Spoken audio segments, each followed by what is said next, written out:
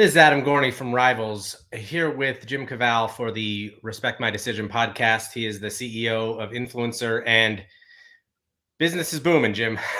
NIL is off and running. And was this sort of the vision, what you expected it to happen this time last year? Or are you even surprised that really the adoption that this has taken on?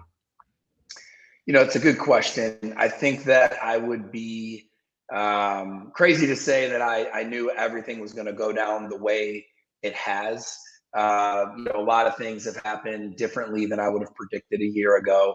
I think, but from a bigger picture standpoint, I thought NIL would evolve over time. I think it still has a lot of evolution that needs to take place for it to become as streamlined and I don't want to say easy, but as efficient as possible for athletes to really make the most of their I think that schools have had to adopt platforms and technologies to be the pipes for what they want to be able to help their student athletes do and how they want to be able to monitor that. But I also think schools have to add some manual resources and people to keep that evolution going, because student athletes need help.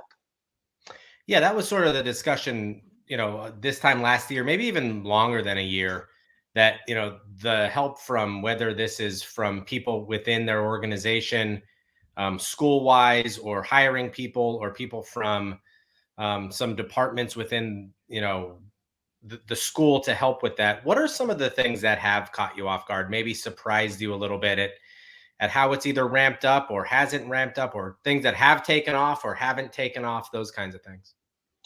Well, I think number one, there are a lot of people moving in different directions that, if they could be brought together into one unified strategy by the leader of the athletic department, there could be a much more efficient process for everybody to win. So whether it's your MMR, who has relationships with corporate sponsors, your development office that has relationships with donors, your revenue generation leader who has relationships with fans, all three of those groups, donors, fans, and businesses, want to work with student athletes on NIL. They just don't know where to start. And then on the other side, there's a lot of people that already have full-time jobs working in athletic departments who are being asked to make sure the students know about everything with NIL, and it's being added to their existing plate. And they don't really have a lot of time to be able to educate student athletes, get them to download an app, get them to know about how to work with these different groups of people. And so adding new staff that can be responsible for that, and having a strategy as an athletic director for all of these parties to know how, through one system, through one strategy, they can work together with athletes. I think that's really important. And I didn't even mention licensing and getting them on the same page from a mark standpoint. There's just a lot of moving parts. And unfortunately, there's two camps of athletic directors. There's one camp of athletic directors who are starting to do this, and it's going to help their school have more efficient NIL processes that allow student athletes to take advantage of the marks, that bring group licensing opportunities in that are easier for student athletes to process, that allow collectives to know what they can and can't do and how to do it, etc. And then there's another camp of athletic directors that are just deferring all this to associate ADs and assistant ADs. And while some of those folks are very capable of doing a lot, they need the buy-in from the leader of the athletic department, and they need him or her to understand how all this works, to get the general following of the school, the fans, the donors, the business community, to know this is how it's going to work. So you see the first group as being the ones that are sort of at the forefront, the vision, the idea of having this together, right? I mean, that's the ones that are going to win out here.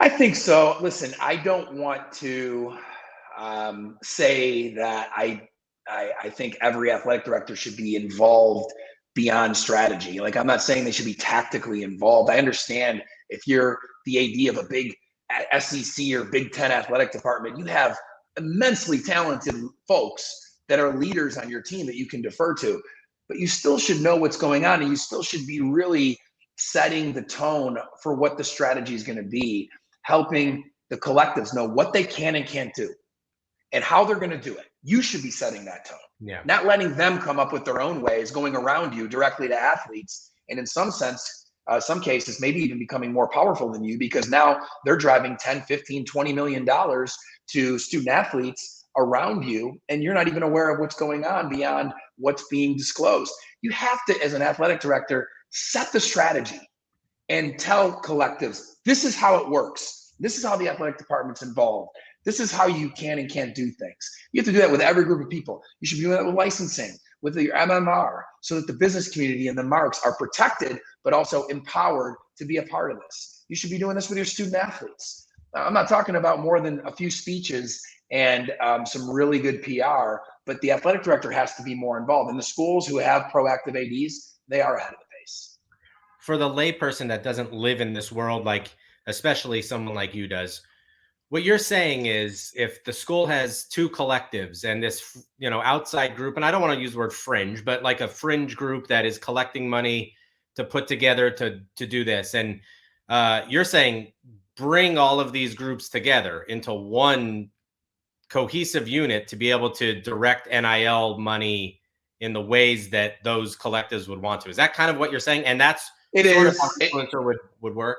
It is, and this is where my candid bias comes in, because Yeah. we built the local exchange system, which is a school exchange, to solve all these problems, because the proactive athletic directors from our 220 schools, the segment of ADs that are very involved, asked for it. They said, we need a system that we can send every business, every fan, our collectives, all to this one system, this one place online. We want to market it on our Jumbotron. We want to market it in the signatures of every staff member's email. We want to market it with our players. We're going to give them wristbands to wear. We want to send everyone to a custom link, for our athletic department. Think of it as our athleticsdepartment.com/NIL. We're going to market that everywhere. We want you to build it, and we want you to have a portal for them to go to where we can see if they register to work with our athletes. And then when they're ready to talk to them, want them to talk to them through the influencer app the athletes already use. We want to know those conversations are happening in a secure place and not some DM on Twitter or some random meetup that's not that's the solicitation. When they build a contract, we want the contracts to be built in a system that takes our policy in mind. So the contract provides the information we need to be able to show if anybody asks about these deals. We want to be able to show the value exchange of what the athlete's doing to get paid X by the collective, the fan, the business. And then we want the athlete to have an easy way to do their taxes. We don't want them to have to find a 1099 from whoever pays them. We want it to all come from your system. Like, that was asked for by many ADs before we said, you know what, we should build that and add it to our suite of software. And so, and oh, by the way, they all said they were willing to pay for that system if it could avoid any fees being taken out of the transaction from the collective to the student athlete, from the business to the student athlete, to maximize the wallet share of what the student athlete was going to make. Because quite frankly, in a lot of cases, student athletes aren't making that much money anyways. Let's maximize what they can get. So when we heard that, we built that. What I've seen is those proactive ADs now have a system where,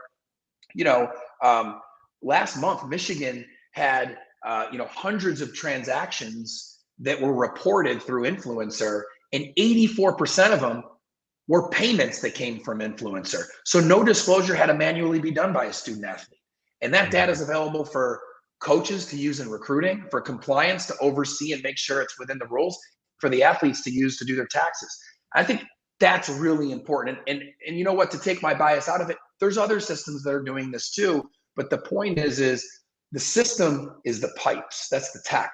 You still have to have people that can operate it, people that are going to educate the student athletes to use it, educate the business community and the collectives on how to use it. And that's another thing that athletic directors have to be proactive about. They have to hire staff that are going to operate this the same way they have a doctor for when the athlete gets hurt, or a trainer for when the athlete needs to rehab, or an academic advisor or tutor to help the athlete in the classroom. They need staff that can answer questions about contracts for athletes, that can answer questions about how to fulfill a contract, that can answer questions about how to do taxes, because athletes don't have agents at this level, and there is no players association. So there's nowhere to go when you have these questions, and that's dangerous for these athletes. Sure. And with unintended consequences that they might not even be aware of, Exactly. being in their teenage years. This might be an impossible question. We're probably well over a year into this, really ramping up. And I read the ESPN article where, your transaction dollar amount is up 51% in the first half of 2022, which means things are trending, up and to the right, looking good in that sense. A year from now, where do you think this is? Do you think it's still where we are now? Do you think the government gets involved with some sort of parameters? Does the NCAA have more or less power? I'm just trying to play this game out and see where this goes from here. Where do you think? Yeah, so there's a few segments of things that have to happen on the NIL policy side. We need regulatory uniformity, meaning we need one set of rules for all schools to adhere to, or at least all schools across a specific conference or division, which is a loaded thing to say. I'm not going to go into it, but who knows what a division and a conference even is a year Sure. from now, right? I'll stop there. I won't keep going on that point, but we need to have regulatory uniformity. The only way we'll probably have regulatory uniformity is if the government sets a national bill, or if a conference, for instance, could get the 14 states in its conference to create uniform law across those states, so those schools could have one set of conference rules, which, talking to commissioners, seems like it's a pretty big feat. So it's probably going to be a federal law. I think we're more than a couple of years away from that. I don't think that's going to happen. I mean, we got some serious things going on in our country right now. I don't think that's enough of a priority that it's going to happen in the next 24 months. The second part is, okay, if it's going to stay the way it is now, you've got group licensing is not really happening like it could and should, because there is no players association to organize athletes. There's a question of, do you organize them per school? Do you organize them across one sport in one conference? Do you organize them nationally? How does that work? There's a lot of fragmentation, and I think that next year, I think we're a year out or so, where that's going to start to get solved. And you're going to have a nice March Madness tournament where all the players playing in March Madness can get a check just because they're in March Madness and they're able to participate in some stuff where they activate their social media, they do an appearance, whatever. And that's going to be fun because it's going to make NIL a little easier and more efficient for athletes. So I think that's something that will happen over the next year that will be positive. Then you've got the stuff I mentioned and tried not to go into the loaded topic of realignment and overhauls of divisions and all that stuff. Well, athletes get paid. And if they get paid, or at least in certain sports, and if they get paid, will NIL even be as important? Because even right now, we are possibly at the peak of what it is like to be a student athlete. Think about it. You get a cost of attendance check, tax-free. You get an educator-related benefits check if you do decent in the classroom. And then you can do NIL. And oh, by the way, you can be a free agent every year because of the transfer portal. Pretty good situation. If athletes actually get into a situation where they, in some sports or at some levels, become employees, it could actually backfire. Because expenses could be passed to the athlete that aren't passed to them now, whether it's tuition. I'd even mention in all the benefits, they get free tuition, free gear, unlimited food, unlimited sneakers, unlimited cleats. That could go away. Oh, you get one pair of cleats and you have to pay for every extra pair. You get one strength trainer, you're going to share the cost for the other 3 strength trainers. You have to pay for your tuition. And so a lot of those things could play into NIL as well. And I know athletic departments are running those models. Should, laws change, should their hand be forced and athletes become employees. So, if that happens, sports could be eliminated. Schools in the SEC that have 18 sports will have less risk of having to eliminate sports, but schools like, a school in the ACC with 30 sports probably ain't going to have 30 sports, or 12 of those 30 sports are going to become club sports. So there's all this stuff going on. And then the last thing with NIL, you think a year or two down the road, is just the question of collectives and how it all works, because inducement is a serious topic that can be tracked, that will be continuously investigated.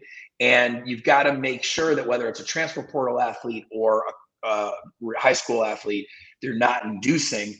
And then you got to make sure that there's a value exchange for the current student athletes that you can justify. And there's great ways to do it. Appearances is a great example where you can pay an athlete to make an appearance, but there's also some promises up front that are probably being made in a way that could could be regulated, especially from an inducement standpoint. And once it's regulated for the first time and enforced, then I think that the tune of collectives and what they can and can't do will be changed a little bit. I think they'll believe a little bit more of what these rules are. I know it's a loaded question, and this could be an entirely different podcast, but NIL and conference realignment, does it have any influence in it? Is it all the TV money, or does it help or hurt the athlete that there could be only 2 conferences in 3 years? Well, I think it helps the athletes, obviously, that are playing in those conferences and playing football, men's and women's basketball. And it's going to help them because it's going to help them be exposed to a bigger audience with more social media growth and ultimately more brand value, especially if they're performing well. I don't think it plays into it that much. I do think that, there is such an opportunity, I've always thought, to, as a conference, as a league, create some group opportunities across the league for all the athletes, and defragment the schools and what each of their strategies are and what their state laws are, and just say, you know what, as part of this new league, we're going to get all this TV money, we're going to have all these other benefits. You got to all agree to the same NIL policy. I'm sorry, you just do. And that's going to have to be your sacrifice. If you're in this state and got a looser law than this state, and then you're in this state doesn't have a law at all, sorry, you're all going to have to agree to a conference policy that has to take this more conservative state's law into consideration to protect those 2 schools. And that's how it's going to be. But it's going to allow us to do group things that are going to make it easier for all of our athletes to make money. It's going to make it easier for brands to activate across all of our athletes in some really creative ways. And that's worth it.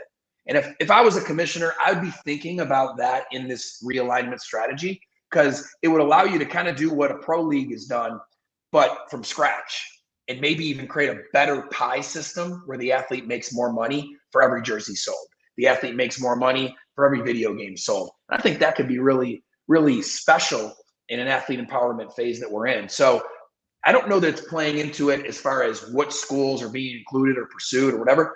But my humble opinion is there's an opportunity with these conferences to do some really creative things and get everybody to have one policy across the league. Take me inside the NIL summit in Atlanta. And because I think the college football fan is starting to understand and comprehend NIL and what it means, at least on a base level. But the creativity and what's going on behind the scenes in terms of NIL to even have a summit be able to be put together. What did you think of it, and what were kind of your takeaways from being down there? It was a dream come true. We've been doing annual. We're based in Birmingham. We've been doing annual conferences next door in Atlanta since the beginning of Influencer. It started very small, humble beginnings in 18, and then 19 we had Turner come up big and say, "Hey, we're gonna let you use Studio J, where the NBA on TNT is shot, to host your event." And we said, let's get some athletes there. And so we got 100 of our schools to send staff. We asked them to send athletes, wouldn't do it, improper benefit. We said, we'll pay for it, improper benefit. We weren't allowed to bring them in. We were like, okay. We still had a great event. We had, like I said, 100 administrators there. And we talked about NIL in the last panel. And I'll never forget it because I won't say who was on it, but they all said it wasn't going to happen anytime soon. So 3 years later, COVID, we're coming off the back of it. We're able to host an event with our friends at Student Athlete NIL, Jason Belzer and that crew. And we partnered up. College Football Hall of Fame partnered with us. And we had 300 plus athletes in the room. And it was just a dream come true because the athletes have not been included in the conversation enough, whether it's by the media, whether it's by the powers that be setting policies and rules, and they need to be included more. Let me tell you one thing. Collectives never came up. Most athletes don't even know what they are. This was all about real NIL business building. And they were talking about, how do I use this to build the next phase of my life and find a career? How do I use this to go out and find opportunities for the company I want to build? I got this idea for a product. There's all these different questions. Some of them don't even know where to start. And some of them feel like their school could help more, but they can't get their school to engage because their school feels too much liability. There was just great topics being brought up. And when we did educate them on how to work with collectives and how this new part of NIL can be beneficial for them and how there's some great collectives out there. And here's what it looks like for an athlete to activate with. they learned and they asked questions, and it was just a great event. And I think, unfortunately, NIL has been written about with big numbers and big name athletes so much. And, recently there was an article saying NIL is going to be bigger than $1 billion next year, according to this source. And, there's been a lot of other people say NIL is a multi-billion-dollar market. Well, you know what? If you take 500,000 student athletes and you multiply it times $4,000 a year of annual NIL revenue that each of them makes, it's a couple bill. Yeah. But that doesn't mean that all of them are making a bunch of money. And so the reality is, like most markets, there's a 1% that's going to be, there's 100 athletes out of 500,000 that are going to earn six figures. I said this to you last time, 10 athletes will earn seven figures. 1,000 athletes might earn 5 figures a year, but the rest are going to earn 4 figures. These are little business opportunities that they're now allowed to do. And some of it's too hard and too much work where they don't even want to do it at all. And so, I think that's the part of NIL that needs to be written about, talked about more, because it's the majority of what NIL is. Yeah, and I think that's a great point, because the story of NIL now is guys have their hands out for money and they're looking for max deals, and that's where they're going to go to school. And that is certainly true. I mean, there are definitely those things going on. But behind that is something like the summit, where there are thousands of kids saying, here is an opportunity for me to get more exposure and make some money for an idea that I have for a business, for a product. How can I capitalize on this a little bit so then I can make connections and network and all the things that essentially every college kid is trying to do that's smart, and trying to make a life for themselves. So I think that's definitely an interesting point. And it's just sort of lost in the narrative that everybody is the star quarterback trying to get millions of dollars, and then we'll go to any school that's out there. Well, and think about this. There's the star quarterback who maybe gets $1 million, and who knows what numbers are real and what are fabricated. That's another problem with NIL. And, the anonymity aspect is good, because we should keep this information. This isn't information that should be FOIA'd, and we're not giving out any information. We're pretty private with what's in our system. But the other side of it is, some guy can say that Texas A&M paid their athletes $32 million and got the best recruiting class of all time, and everybody believes it. It's not true. But let's say that collectives are paying quarterbacks $1 million, and they're putting 15 million together for a class, and then all of a sudden, and it's just for one sport, right? And we're in an era where we're celebrating Title IX right now and the diversity across sports, and all of a sudden, one sport is getting donor money to build the best recruiting class of all time. And then that team is in a super conference with a lot of other good teams, and they finish 8th. Yeah. How do those donors feel at the end of the year? Donors that could have given that same amount of money and they have a building with their name on it for their legacy, now paid for a player who's 18, 20, 19 years old that didn't pan out, which is more times than not, or got hurt or whatever. And now you didn't get your championship, donor X. How do you feel about that? Even if the athlete did a great appearance for you and your family at your daughter's wedding, whatever, how do you feel about that? And there's going to be more of those situations than there aren't, because only 2 teams go to the championship.